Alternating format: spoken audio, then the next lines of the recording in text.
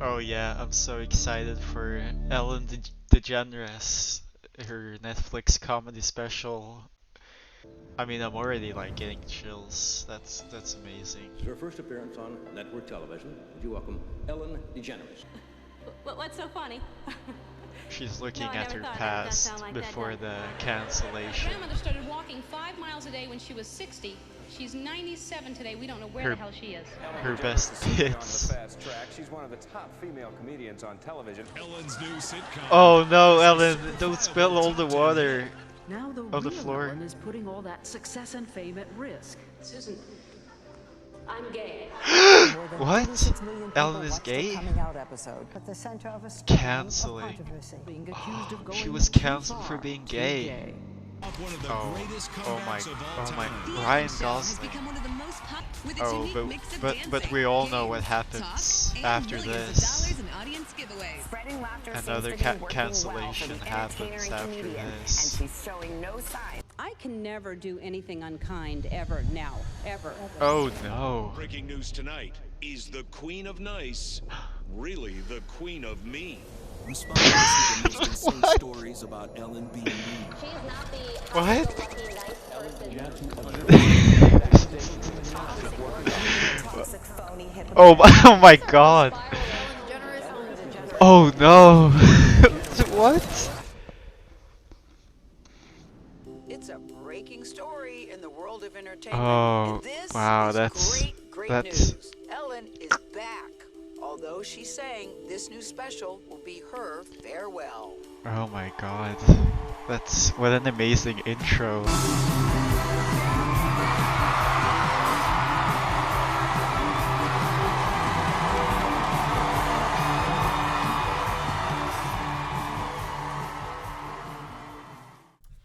I'm going to act like I have an audience and apologize for not uploading lately. I know I said Chaplain Courthouse was gonna be like a weekly thing, but it turns out when you're working 12-hour shifts almost every week, that kind of thing becomes impossible. So I wanted to rectify some of that by uploading this video here, where I talk about Ellen DeGeneres and her new Netflix special. I mean, is there a better way to rectify a gap in the uploading schedule? I don't think so. The reason why I picked Ellen DeGeneres' special is because I have this kind of weird fascination with like washed up stand-up comedians. I've been watching a lot of Ricky Gervais lately, and I've been really amused by his mannerisms in his specials. And I thought, okay, Ellen DeGeneres just released this, and she was kind of recently cancelled. I wonder what this will be, and it turned out to be a treat. So yeah, I'm gonna talk about that. This is not gonna be like a structured video. I'm recording this all in one evening, and yeah, I'm just gonna go through some of the things I found interesting. You know, starting with the beginning. Hey, if I look older than when you saw me last, it's because I'm older than when you saw me last. And also, I stopped doing Botox and filler.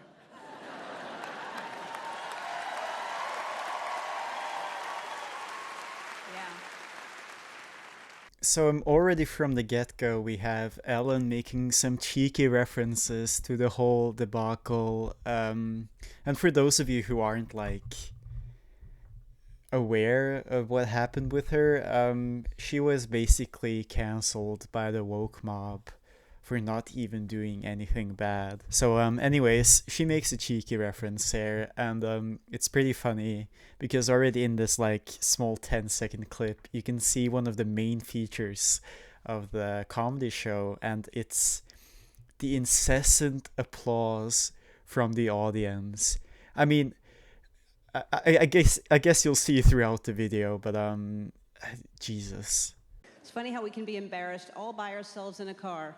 Like even if we just can't figure out how to turn our windshield wipers off, which to me is one of the most embarrassing things, is driving a car when it's not raining and the windshield wipers are going.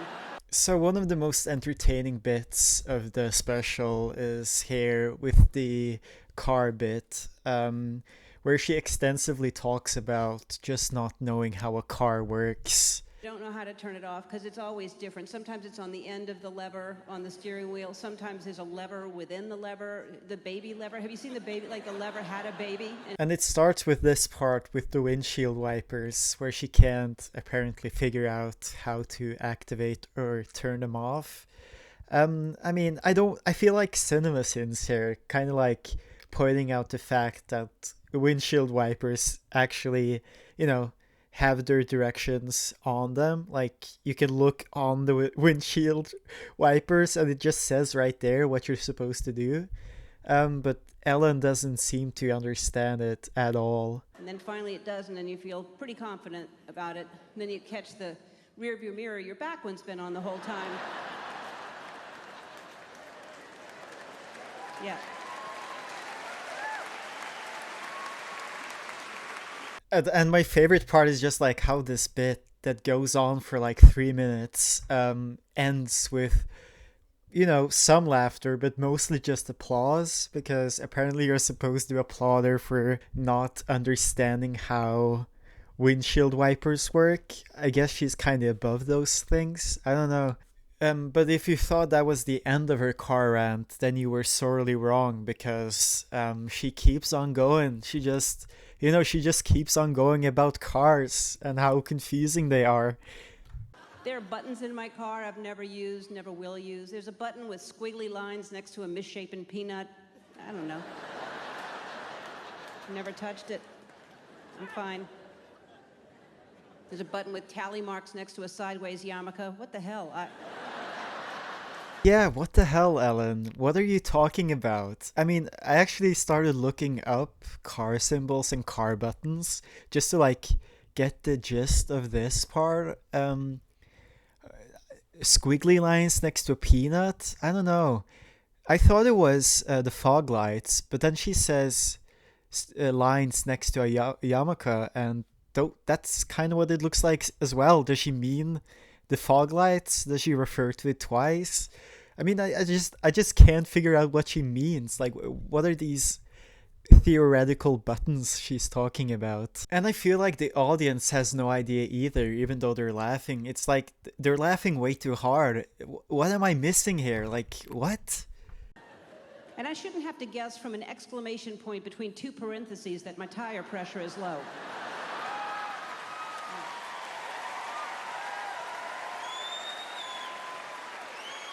I feel insane. Why are they applauding her? She's just making a joke. Like, why is there applause? I mean, what's the point? I feel like I genuinely do feel like CinemaSins, because I just want to do a ding every time they applaud her for something silly. Like, it's like she said something really inspiring and they're like really commending her for that. But she just made a joke about the symbol for tire pressure. Like, what?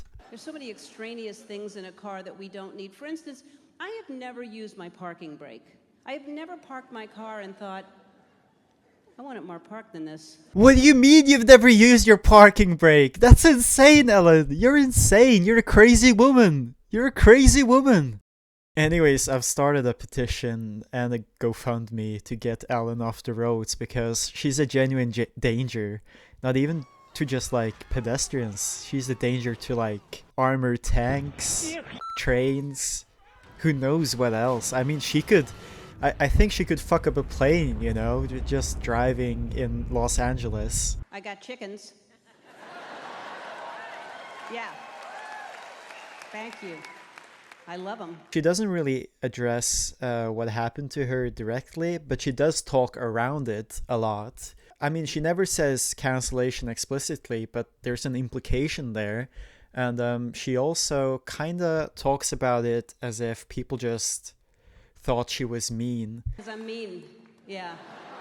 Yeah, you can't be mean and be in show business. Whenever she brings it up, she would always, you know, reduce it to something silly like being over-enthusiastic or strict. I'm honest, I'm generous, I'm sensitive and thoughtful, but I'm tough and I'm impatient and I'm demanding, I'm direct. And I think what really rubs me the wrong way about it is the fact that she tries to make it into a girl boss thing. Men bosses and women bosses are different.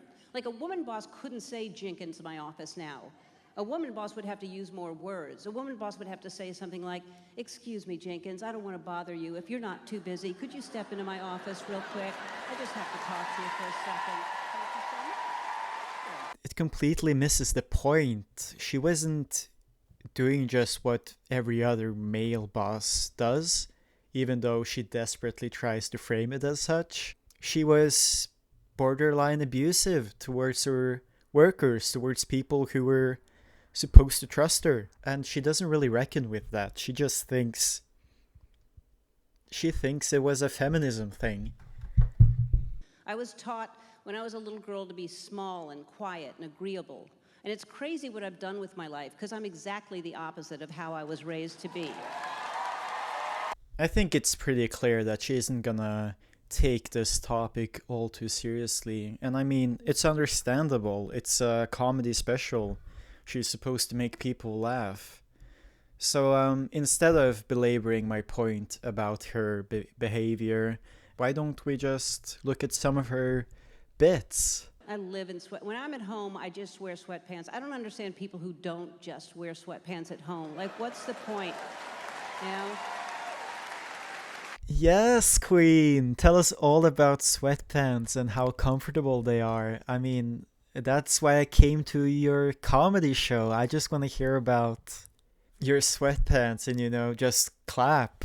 I would love to meet Mick Jagger, but I was in my sweatpants already, and I was not leaving.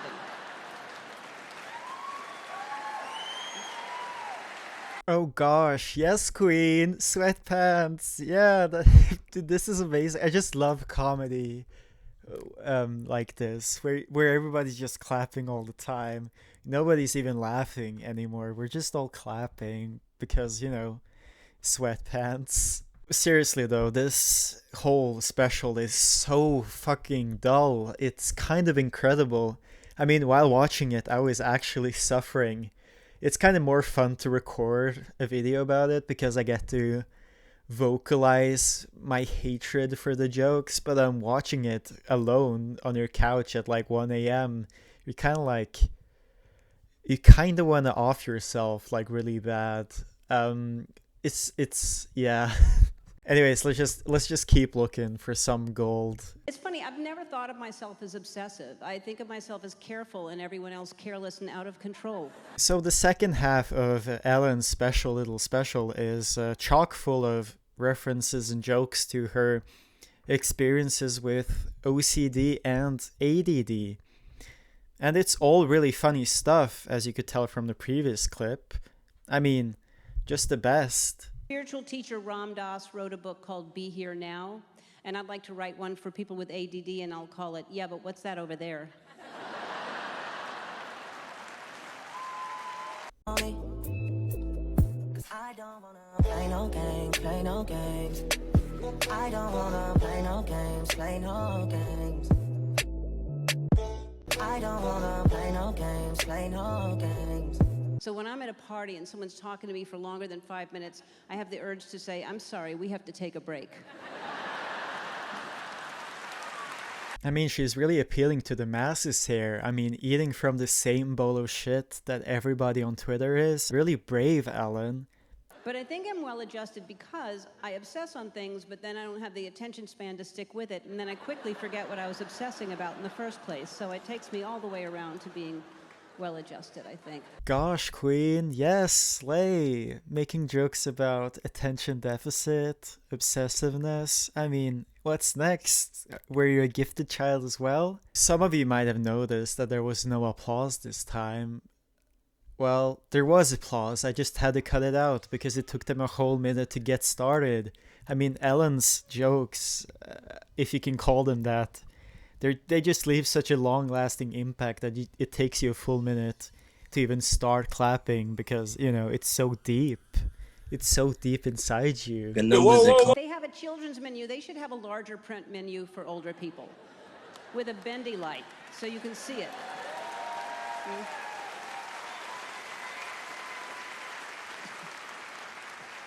And really, this is all the second half boils down to.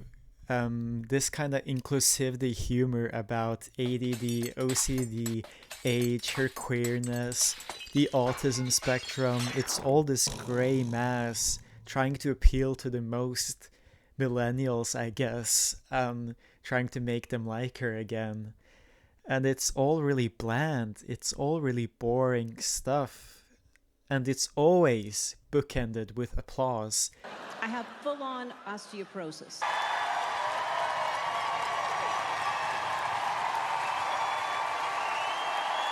And really, it should come as no surprise that this special is not that good. I mean, at the end of the day, it's just Ellen having a speech about herself, about how she's a complicated but strong woman, about how she learned not to care too much about what people think, but also learned that it's important to care what people think and cherish the love you get. I mean, she ends the whole show with this kind of big speech that is met with uproarious applause from her audience. And I think if you counted how many times she gets applause, it would become really obvious what this is all about. It's the same thing she's been doing her entire career. Self-gratification, it's borderline masturbatory. She's just trying it out again, trying to gauge what audience perception would be if she stood on stage again. I mean, no matter how many jokes she makes about show business and how quick it was to cancel her and shun her away, at the end of the day, she's still a show business person. It's her entire life. Of course she wants back in. I mean, wouldn't you? If you based your entire personality on being a personality?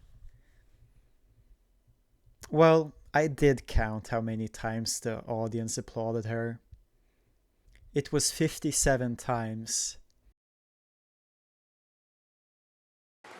You don't see Jimmy Kimmel doing those kind of numbers.